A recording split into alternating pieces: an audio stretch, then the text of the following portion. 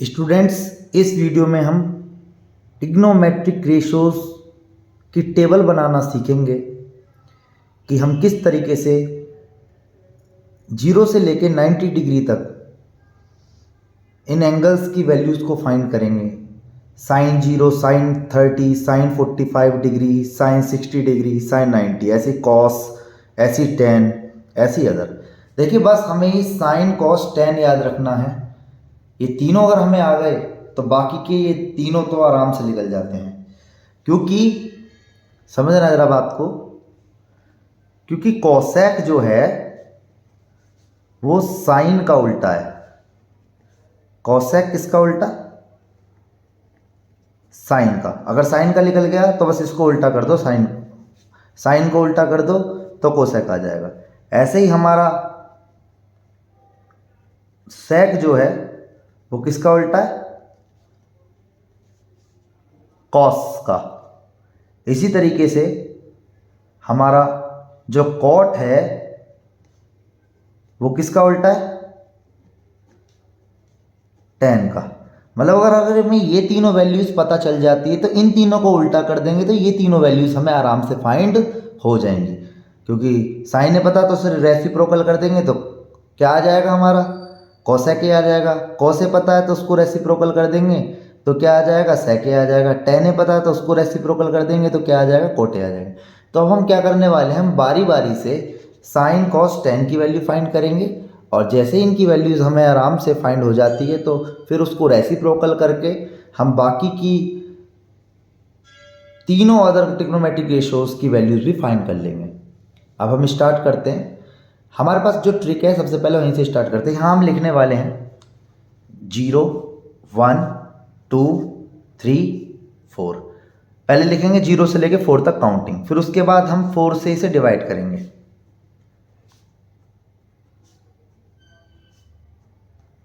सब पे रूट चढ़ा देंगे।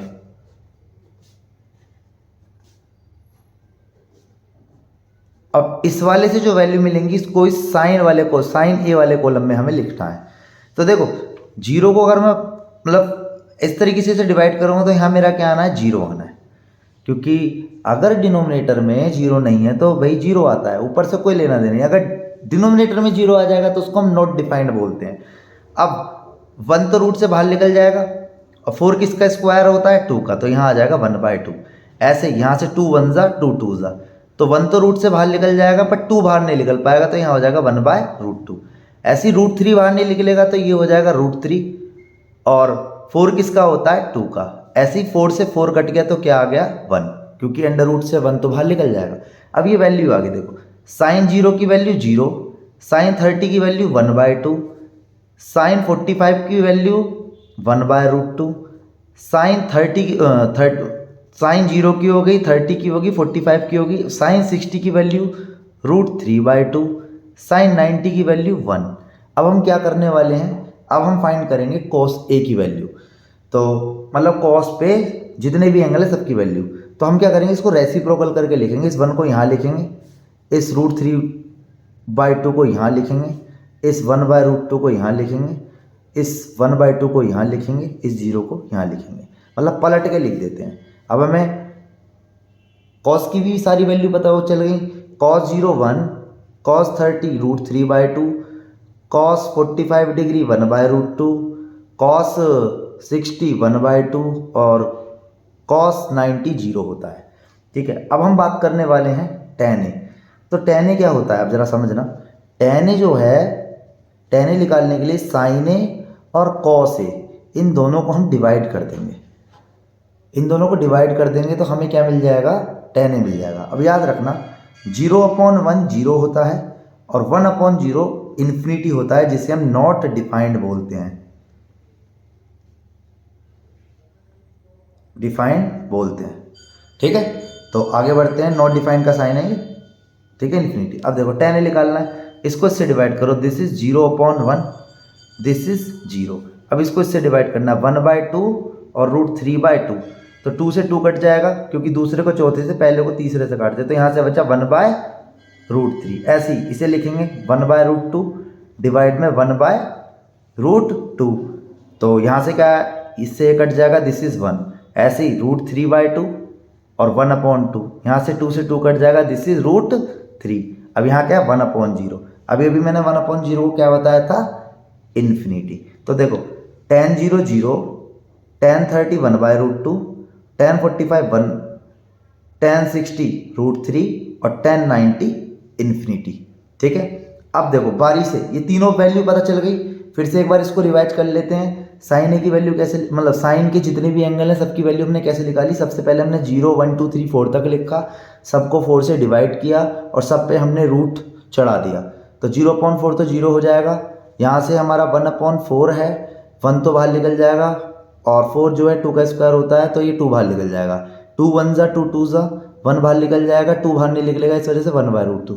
3 बाहर नहीं निकलेगा, ठीक है, तो ये √3 रहेगा। 4 बाहर निकल जाएगा, 2 हो जाएगा। 4 से 4 कट गया, 1 आ गया, 1 रूट से बाहर निकल जाएगा, 1 हो जाएगा। अब sine 0 0, sine 30 1/2, sine 45 degree 1/√2, sine 60 √3/2 और साइन 90 1।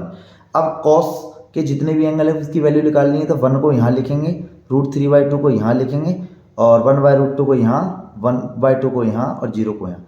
मतलब हमें करना क्या है, इसको पलट के लिखना है। tan a की वैल्यू निकालनी है तो साइन और कॉस को दोनों को डिवाइड कर देंगे। 0/1 0, इन दोनों को डिवाइड में लिखना है। 1/2 के नीचे डिवाइड लगाया, √3/2, 2 से 2 कट गया क्योंकि हम दूसरे को चौथे से और पहले को तीसरे से काटते हैं, तो ये कट गया। तो यहाँ से क्या बचा 1/√3। ऐसे इन दोनों को भी ऐसे लिखा, पहले ये लिखा फिर डिवाइड लगाया, √2 से √2 कट गया, दिस इज 1 बचा। ऐसे ही 2 से 2 कट गया, यहाँ से क्या बचा √3 बचा।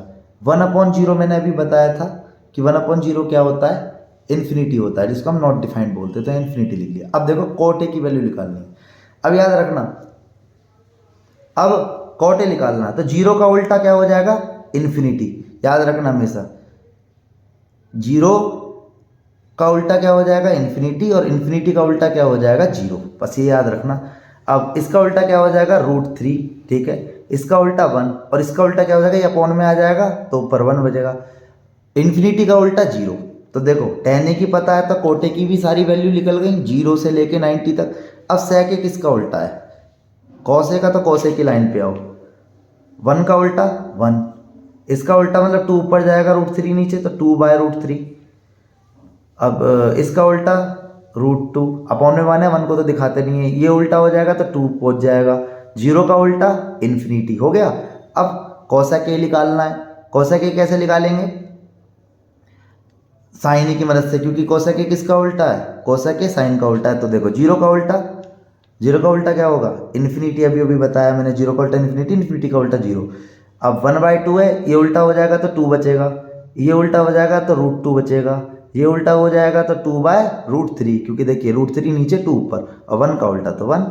तो इस तरीके से हमने जाना कि किस तरीके से हम ट्रिग्नोमेट्रिक रेशियोज टेबल बनाते हैं, और इसे याद करना बहुत आसान है। हमें बस ये सबसे पहला वाला कॉलम याद होना चाहिए किस तरीके से निकालना है, उसके बाद हम इसे उल्टा करके लिख देंगे, फिर इन दोनों को डिवाइड कर देंगे, tan भी निकल जाएगा। अगर ये तीनों की तीनों वैल्यूज़ हमें मिल जाती हैं तो आसानी से हमारा क्वेश्चन हो जाता है।